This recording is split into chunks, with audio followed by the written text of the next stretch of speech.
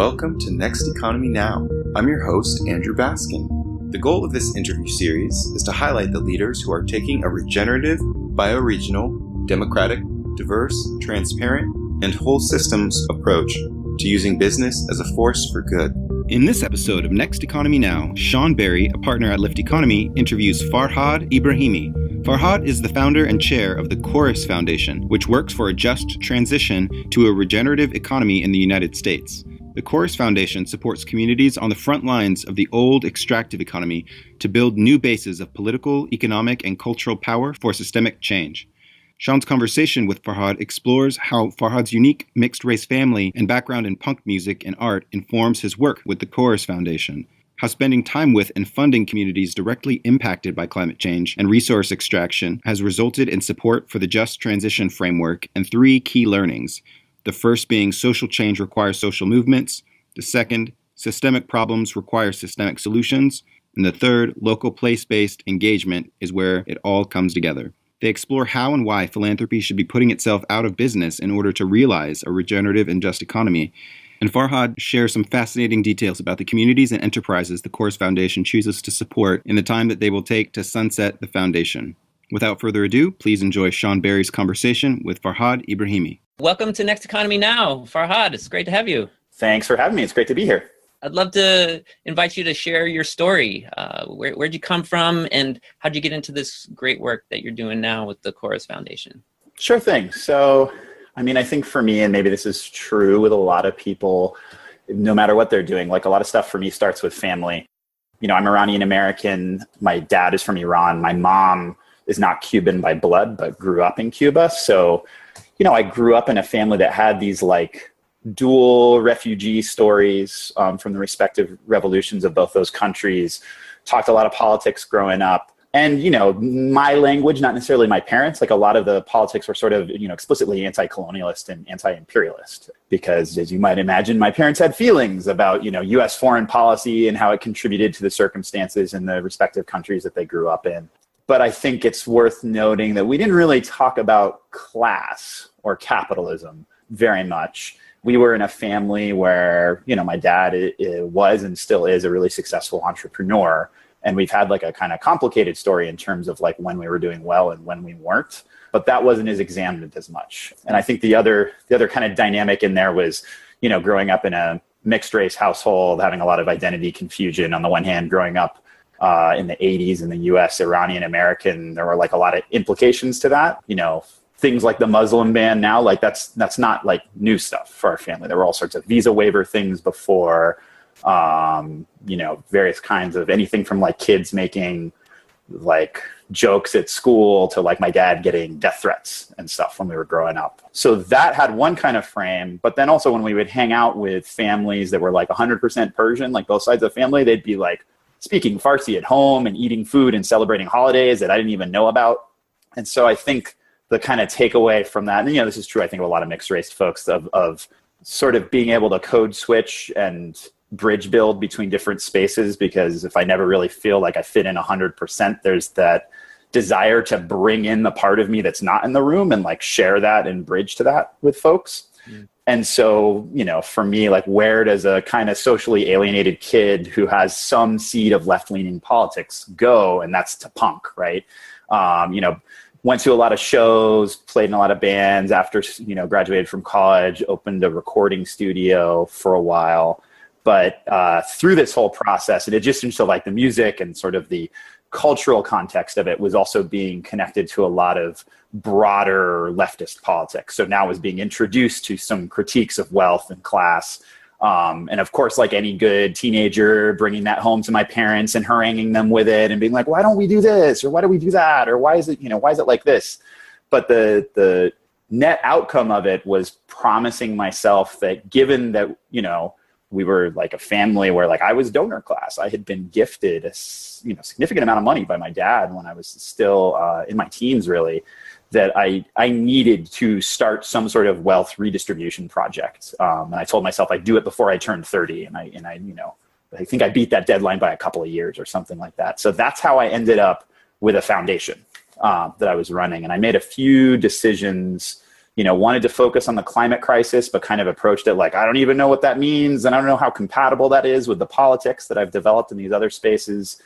But that I personally wanted to be directly involved in the daily work of the foundation. This wasn't like a, like a living donor seeds something and like kind of walks away and lets it run itself. But I considered it, for lack of a better way of putting it, like it's the Spider-Man thing. With great power comes great responsibility. And so I felt like this needed to be taken seriously, like a job, that I needed to understand where and why these resources needed to move, rather than just, being like, oh, I can pay somebody else to do that. And so that's where the Chorus Foundation came from. And we've gone through a whole journey that I imagine we'll talk about since then, because that was about 11 or 12 years ago that the foundation was set up. Wow. Thank you. I'm curious about the attraction to the punk culture, and what was the essence or the elements of that? Like, what did you get out of that period of time? It was, so I think what attracted me to it was, there was just a certain aesthetic attraction, right? Like I liked noisy, challenging music in the same way that I liked, sort of visually challenging paintings or like movies that had either stories or filmic aspects to them that would like, it wasn't just like, oh, I'm just going to digest this, but like, whoa, like, am I taking this in right? Like, if this is making me feel weird, is that something that I should like, it's going to be like a tension release thing that I'm going to like? But I also think that, especially as I started to play in bands more, really realized there's like this whole community building aspect that can exist in art scenes, and like do it yourself and punk art scenes, whether it's around the music or whether it's around, other sort of manifestations of it. It just has like a really strong sense. And I think that's what sort of kept me there, even as my musical taste branched out to other things, is this really strong sense of like being in community with each other, and like the balance of like, it's very celebratory, but it's also like work. It's like holding each other accountable and making sure folks take responsibility for the community, and like making tough decisions about, what do you do when somebody isn't being accountable to the community? So I think, even after my sort of taste in art was much broader, that sense of community was still really important to me. And I think still influences the way I think of a lot of community organizing stuff, in terms of like, that was my earliest taste of community building and maintenance. Wow, very cool. And so what year did you start the Chorus Foundation? 2006. So I guess that's 11 years ago. Okay. Wow. And yeah, maybe introduce more of, the mission, the purpose, what you've been up to. Sure thing. So as I mentioned, we started out, and where we is like, me, small board, small staff, started out knowing we wanted to support work that was effectively responding to the climate crisis, but we didn't pretend that we knew what that looked like. So we were in this initial period where we were looking a lot to our peers in philanthropy to see what they were doing. And to be honest, like a lot of it ended up being stuff that had really mixed results. And that might be putting it generously, sort of purely market-driven energy efficiency efforts, sort of just individual consumer patterns, like change your light bulbs, ride your bike. But neither of those really had like a lens around power, or like where and why markets fail, or like, how do you build something up from the bottom up? It was all just like, interact with capitalism intentionally, and, it'll steer us out of this mess. And the small amount of work with a very large amount of money going into it around policy was all, very top-down federal advocacy organizations. Right. And, we don't have lasting federal climate policy. A lot of these, aggregated energy efficiency projects didn't really pan out. And, clearly, we need to think about politics and power, not just like being different consumers. So it was pretty early in this period where we were starting to identify, I guess, our fellow skeptics in the climate funding world, that folks suggested like, y'all should spend some time in communities that are directly impacted by either natural resource extraction, such as places like Eastern Kentucky, or, early climate impacts, like the Gulf Coast. Actually, the Gulf Coast gets impacted by everything, right? They've got the extraction impacts and the storms and the sea level rise and everything going on. So we started to spend a lot of time traveling to visit communities like that, spending time with organizers in those communities, getting to know them and their community and their work, started funding some of those organizations as well. And we really learned three things, which each of these can be like, we could do like a whole podcast on each of them, but social change requires social movements, systemic problems require systemic solutions, and that place is where these things come together, so that this isn't just about experts weighing in on the science of climate, but it's about people who are on the front lines, like building their power to intervene in their own self-interest, that it isn't just about energy systems, but it's about how does the climate interact with our economy, interact with our democracy? How are we seeing crises unfold in all three that have some of the same root causes? And this is what, also brought us to really resonate with this frame, just transition, that a lot of these new grantees that we were starting to support were using, which is, basically the succinct way of putting it is like, transition is inevitable, but justice is not.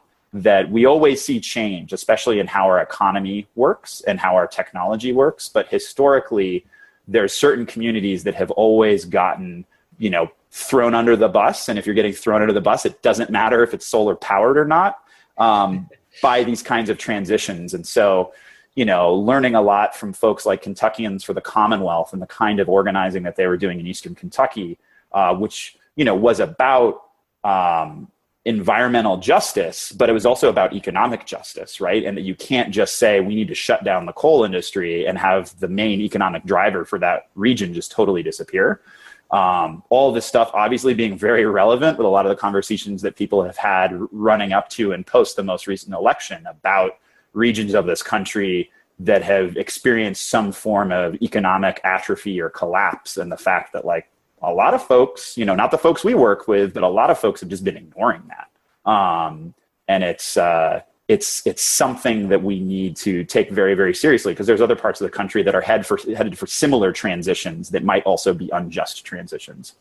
So that's how we kind of ended up in this space around supporting local work that was like multi-issue, that's connecting multiple strategies and multiple campaign objectives.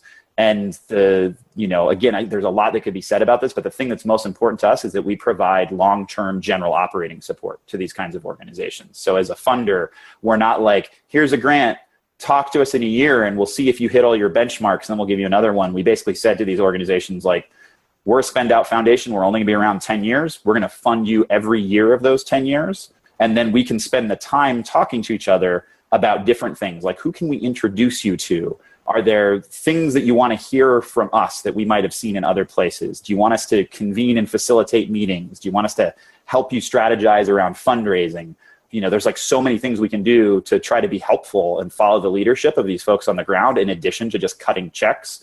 And so we wanted to like get the commitment to cutting checks like out of the way and say, we're there, we're with you. It doesn't matter if there's an executive director change or if your campaigns have to shift over time or whatever, that we're buying into your leadership in terms of what needs to happen in those communities. And so that's like a really big part of how we operate. Wow. This is somewhat unique, huh? To what we're seeing in philanthropy at large. Oh yeah. We hear our grantees aren't shy about telling us what some of their other funders do. Do you feel like you have any peers in terms of your approach? Yeah, totally. One thing, and I guess I just wanted to underline one thing I read in your materials, that you're passionate about pursuing this question of how philanthropy might play a role in putting itself out of business. Yeah. I think this is parallel to what you're talking about sunsetting. So I'd really like to hear more about that. Well, conveniently enough, there's an answer to actually both questions you just asked. One of the our peers in philanthropy who's been really, really inspiring to us is Fund for Democratic Communities, who we feel like are doing a really great job of demonstrating what it looks like for, folks who exist in philanthropy as it's conventionally defined, right? Like they have some capital that's been, to be honest, extracted and consolidated and enclosed and put under the control of a small number of people. And they're trying to put that capital back under community control, both through grants and investments. And I think we've just like learned so much from them about how to think of the investment side of things. And as I'm sure like most folks in philanthropy around the investment side, it's this sort of, you get to do good and make money at the same time sort of frame, but it's more like the leading edge of it for so long has been, oh, how do you align your investments to the same mission statement as your grants, which is great. Don't get me wrong. For a long time, people weren't even doing that. And so you had folks. Well, they're mostly still not doing Yeah. But even the conversation wasn't happening. But I mean, we think to really do it, you have to align them to the same strategy, right? How can we be making investments in the same communities where we're doing grant making? Because otherwise, even with the leading edge being, divest from coal, invest in renewables. Well, if you're divesting from coal, you're divesting from, Central Appalachia, Powder River Basin, et cetera, places that may not see other forms of economic development other than natural resource extraction. And then you're investing in, some, I'm sure, perfectly brilliant clean tech entrepreneur who's like in the Bay Area or something like that.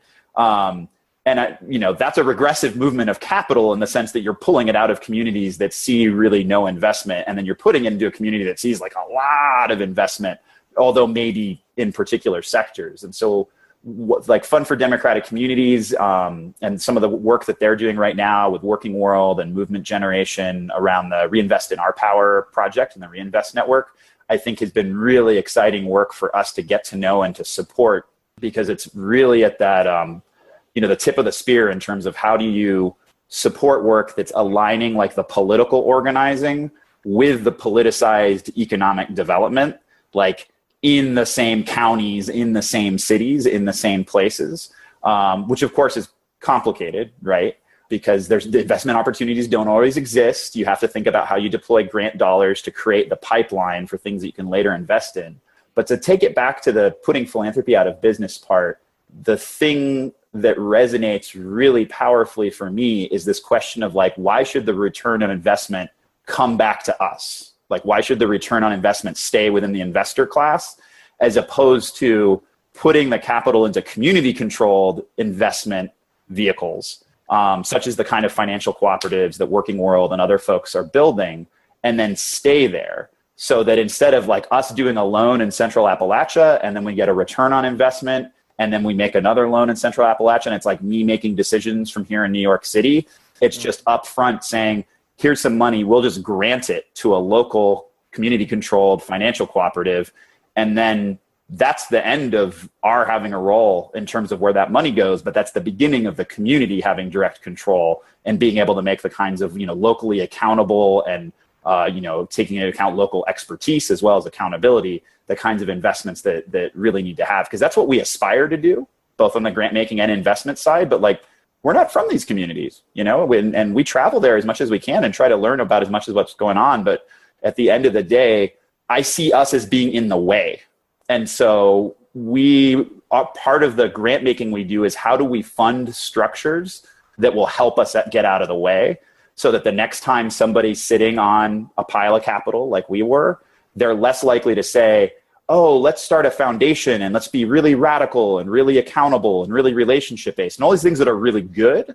But they can say, oh, these community-controlled financial institutions exist. Let's just hand over some of this money to them. Maybe we don't need to build our own institution and try to design all these processes and structures to be accountable, investors or accountable donors.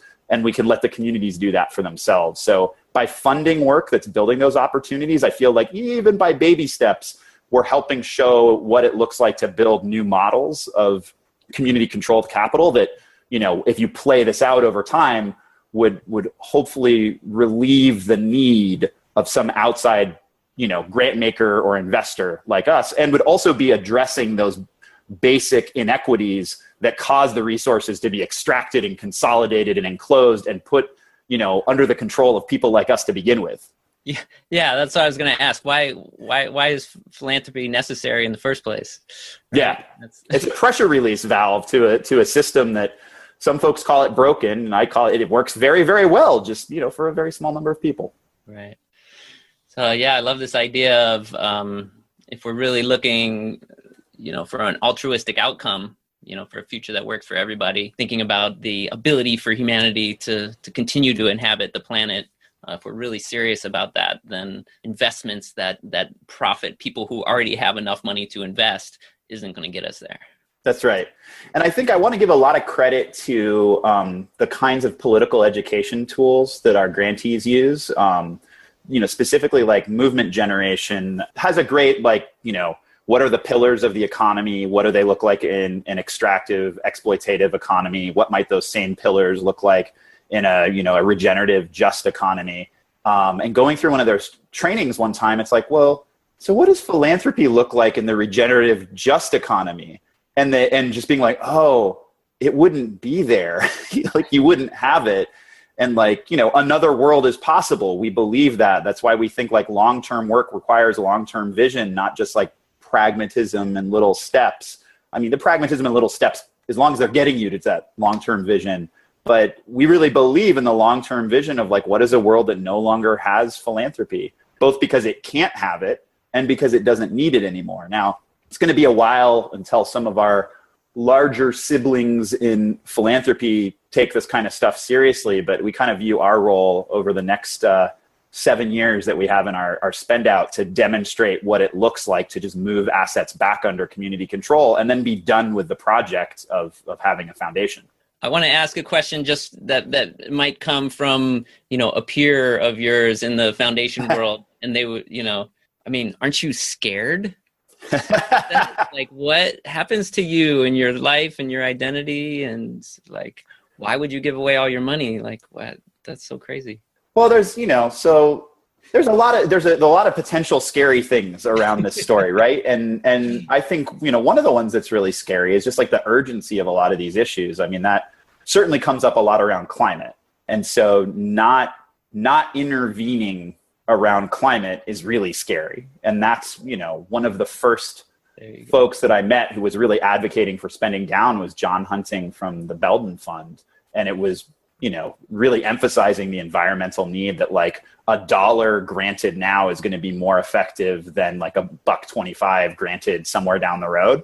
And so that's really scary to me. But also and I think about this a lot when I talk to other donors, like there's plenty of people in my life who never had the option of having this money, right? And they're doing, pretty well. Like there's challenges they have that I don't have, but they're all living like healthy, wonderful lives. And so I'd rather fight for a system that provides what's needed for those folks and count myself among them in as much as you can, because the class dynamic never goes away, right? Like if all the money disappeared tomorrow, like I would still have a tremendous amount of privilege in terms of family, in terms of education, in terms of the way I've been socialized and all these kinds of things.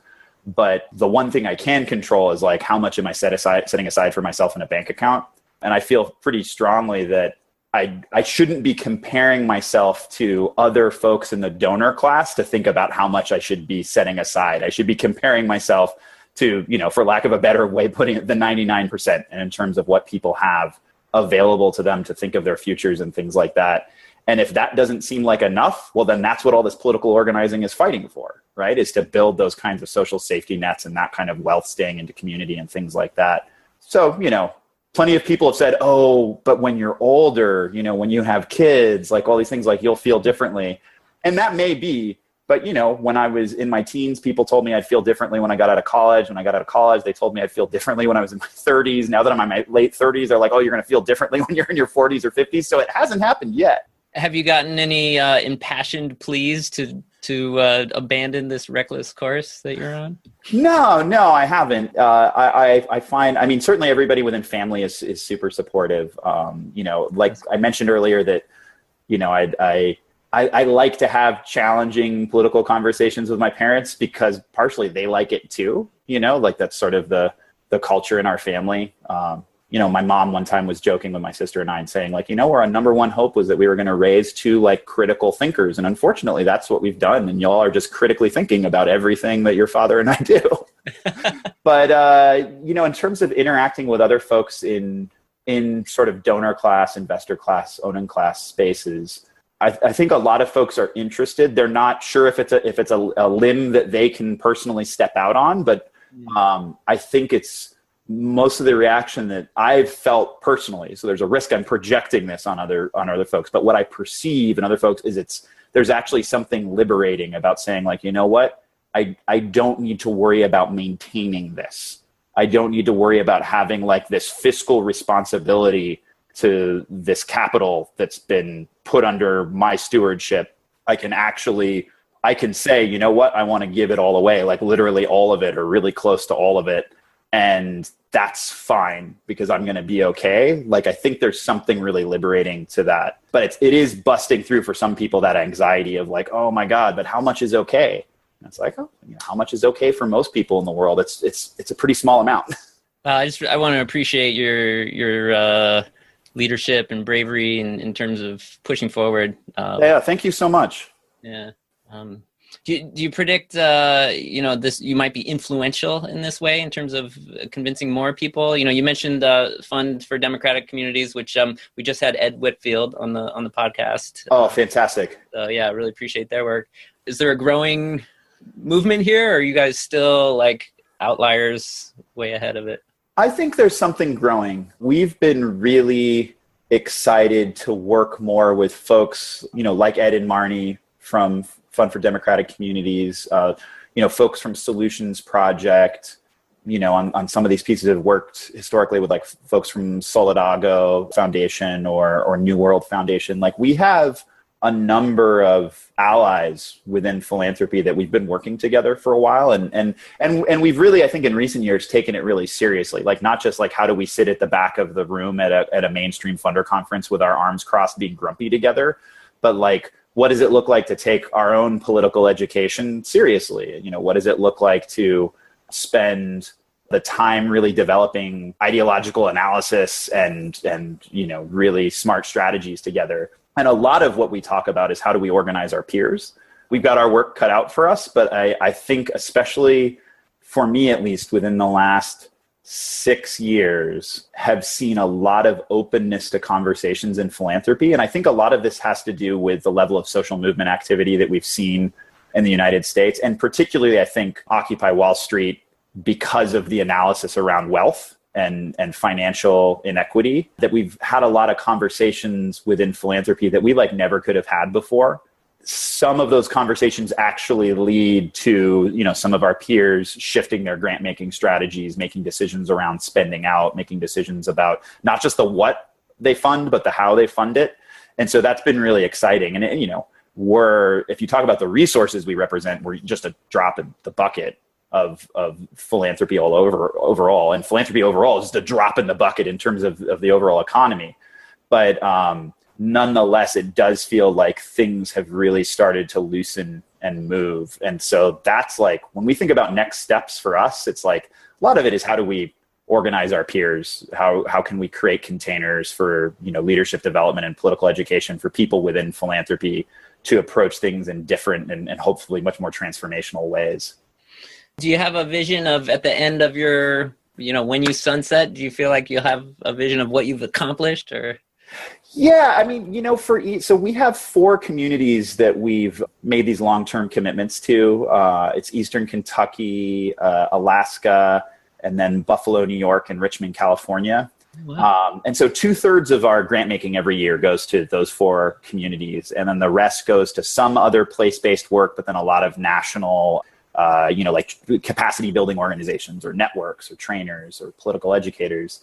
And for those 4 geographies where we provide the long-term funding, part of it is we're really looking to like, what are their goals for, this 10-year interval?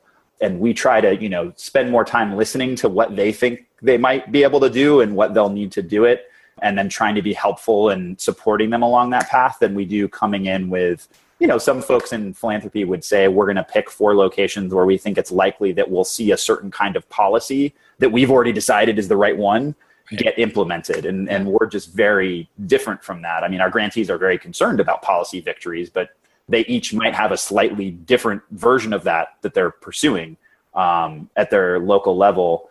But I think the number one thing that we know that we want to see, and this is both stuff that we started to think about and that started to emerge from work that our grantees were doing, is the creation and support of these community-controlled financial institutions. So our grantees, through their work with Working World and connecting with Ed and Marnie at F4DC, connecting with folks at Movement Generation and a bunch of other groups, have been thinking about building this community-controlled investment vehicles, these cooperative financial institutions that can then invest in worker cooperatives and, have all this amazing stuff going on the way that the folks at the Working World and others have been doing it for a while now.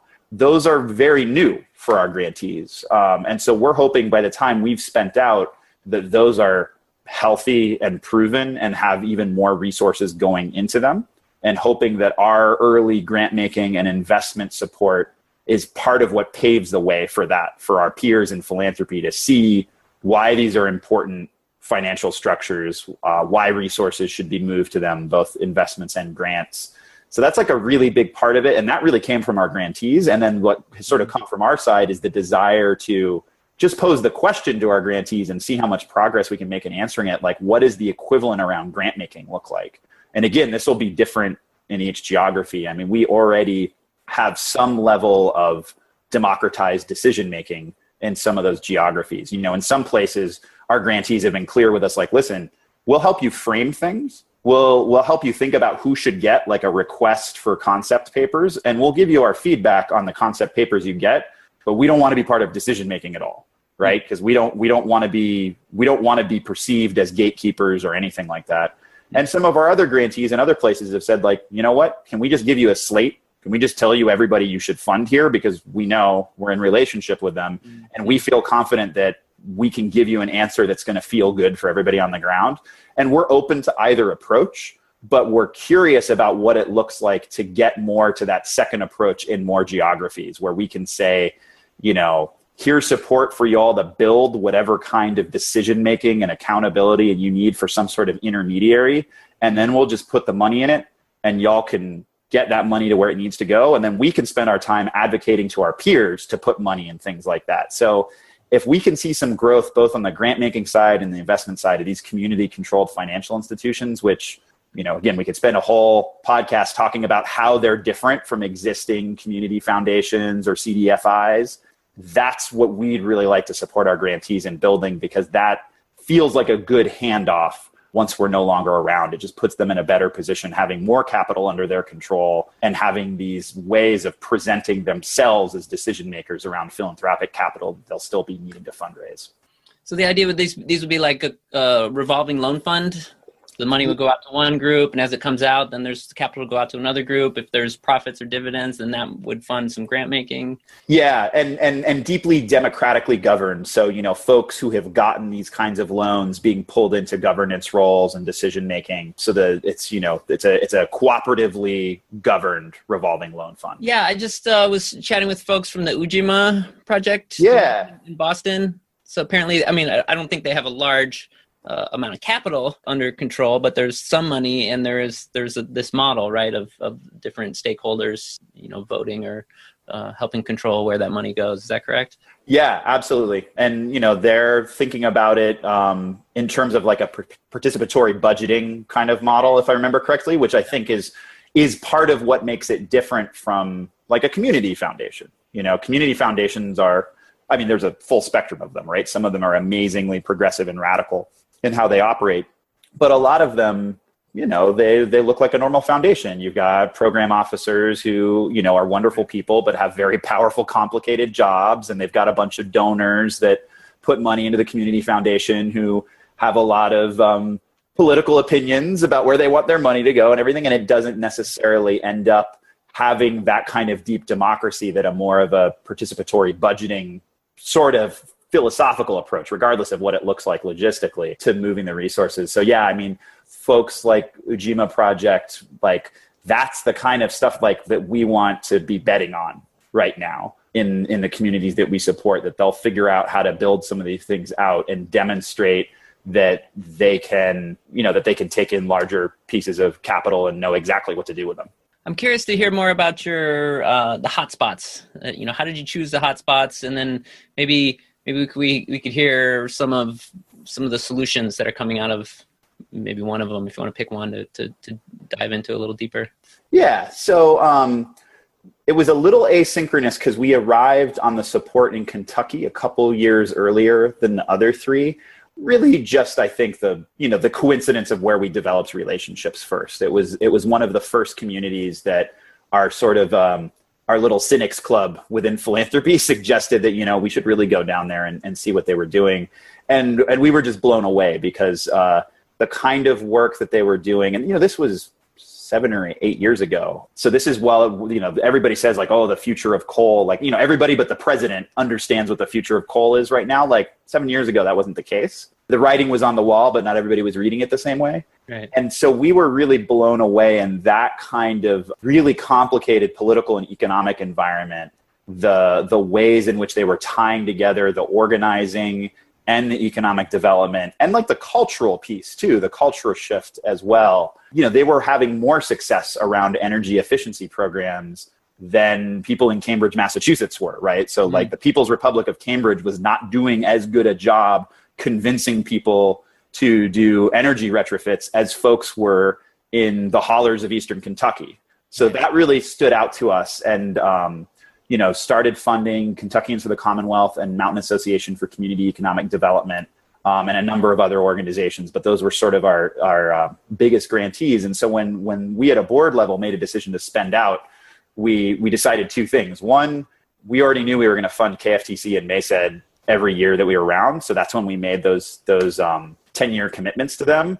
But we also knew we wanted to identify, we thought like 1 or 2, and it ended up being 3 other geographies for a similar level of commitment. So we made the commitment to Kentucky. And then we started what was like about a year-long process. And we tried to make it very light on the applicants, where we asked around, like, who's doing this kind of just transition work that's really about vision and about transforming the way political economy works, that's in a specific place or in a specific kind of, even if it's geographically distributed, like specific sector. And that's about a group of organizations working together. So we had like about 40 maybe or more different constellations of groups suggested to us. We asked all of them to send us like quick little concept papers. Yeah. We got 20 some, about half of that were ones that we moved forward with. And really they're all good work, right? Like this is us starting to make these hard decisions of what to select. And then of the 9 that we had deeper conversations with, we landed on 3, which was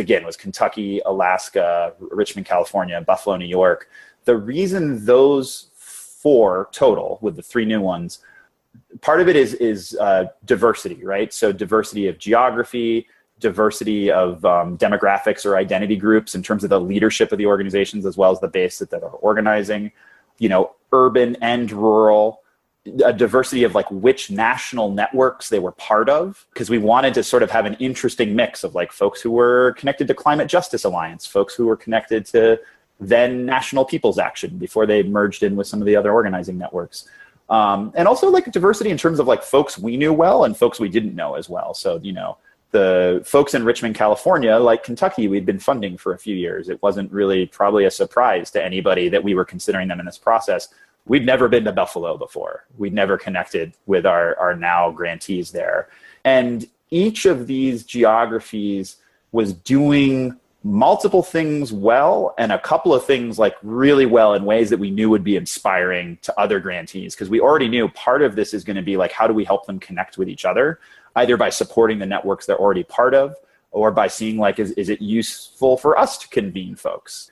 And so like with Kentucky, it was the first place that we learned about that partnership between organizing and economic development, but just like the way they articulated the vision, like a real kind of value statement, not like a vision, like here's a document that just stays that way, but like a moving, breathing way of approaching things.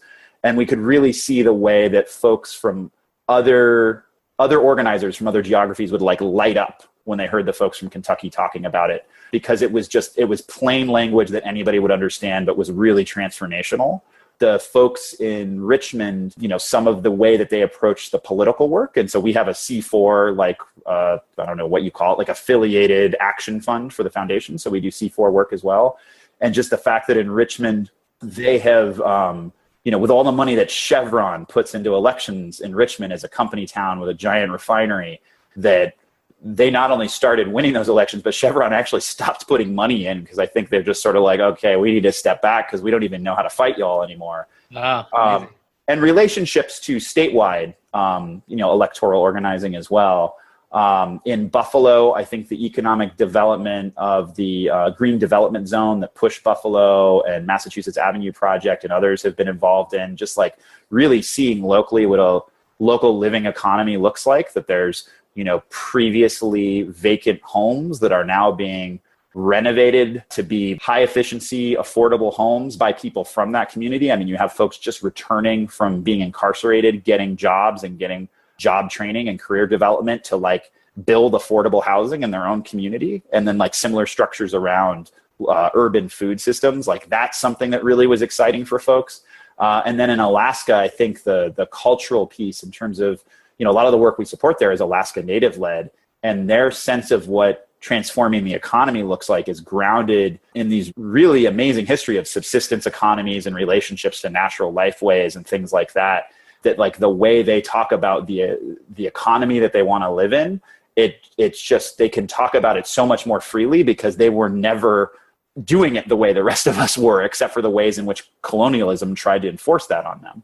And so each of these four places, like they bring something to the table where when we convene them, we've just seen how excited they get about hearing from each other, because they all have these interesting things that they do really well. They all have these different campaigns that they've won. We're just so happy that we got to meet all of them and have the opportunity to support their work. Wow, Farhad, this is just it's a deluge of solutions and inspirations. so refreshing to hear. It's not just one little project that's kind of leading the way forward. I just want to really acknowledge and appreciate the wholeness of not only your thinking, the depths of your thinking, but also the way you're implementing the solutions, modeling not only what other foundations could do in the future, but also thinking really deeply about how well you can spend down the foundations, empowering communities to develop their own funds. It's a really beautiful story. So thank you so much. I really appreciate it, and I want to. I always try to give our grantees so much credit for showing us what's possible and showing us the way. I mean, when we first started visiting folks, a lot of what we heard is like, listen, we're organizers. We know how to win campaigns. We stopped that coal-fired power plant, or we won this change in the tax policy. But what folks were really starting to do was like, how do we tie our ability to win things together into something that's bigger than all those victories and is actually about like, what is the world that we want to live in? And then we figure out, okay, what are the things we need to win to get there? And so that, we were and are really eager students when it comes to listening to our grantees talk about how they're thinking about that kind of stuff. Which again, to me, just models the economy that we want in the future that's interactive, co-creative, right? We're learning from each other and maybe being surprised along the way instead of setting out to achieve a predetermined outcome. That's right.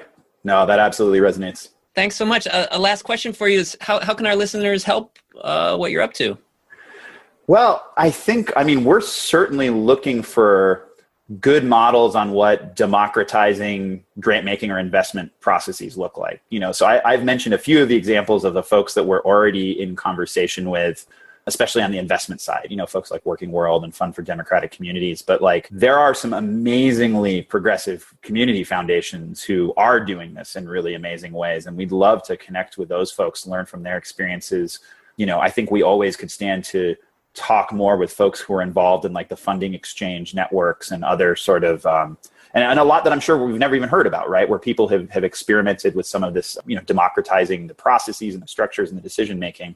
A lot of what we need is just more folks in the donor and investor class being willing to hand power over, which doesn't mean not being involved, but means not insisting on being the decision maker or insisting on being the one that comes up with a strategy or all these kinds of things that we just see play out all the time. I think maybe the last thing I'd say is like, we're looking for introductions to folks within philanthropy, whether it's individual donors or institutional funders who are interested in these questions and want to talk about these things, because we're very relational. I think it's all about relationships and developing real relationships with folks. That's how we try to approach things with our grantees, and that's how we try to approach things within our sector.